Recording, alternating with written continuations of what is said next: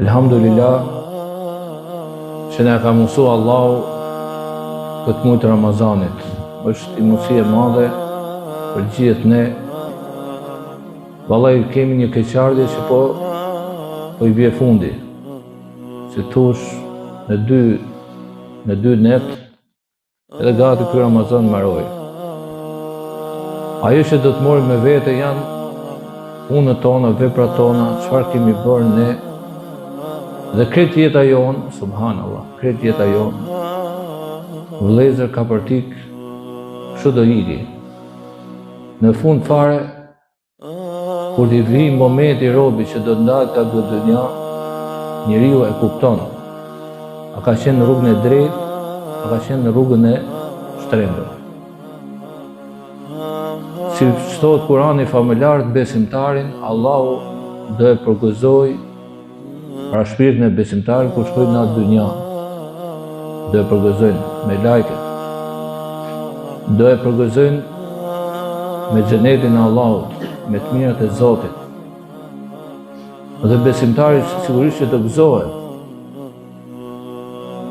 Ama ka krau tjetër. Ai që ka qenë në rrugën e shtrembët, në rrugën e qof largut ndoshta, apo në rrugën e gabume, ai do e kuptoj dhe do thot, a Rabbi rji'un, gjoni pak, do thot, o Zotëm kthe dhe ihje.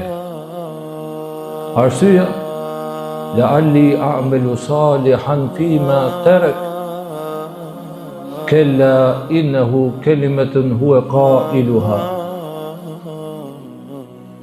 Pse do më këthy ky?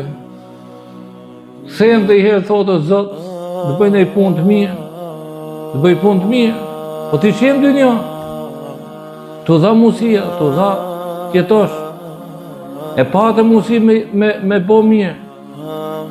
Tani u kujtove, pa të bëj punë të mirë, se unë e lash, pa nuk e bëra. Allah i thot kella, kurse si nuk ka më këthim.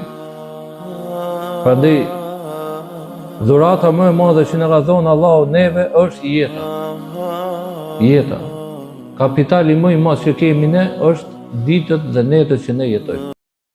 Apo orët e minutat e sekondat që ne jetojmë. Luma ai që i mbush me punë të mira, me vepra të mira. Ai ke përmend Allahun, a ke fal namaz, a ju ke lut Zotit, a ke bëj vepra të mira, a ke respektu babën, nonën,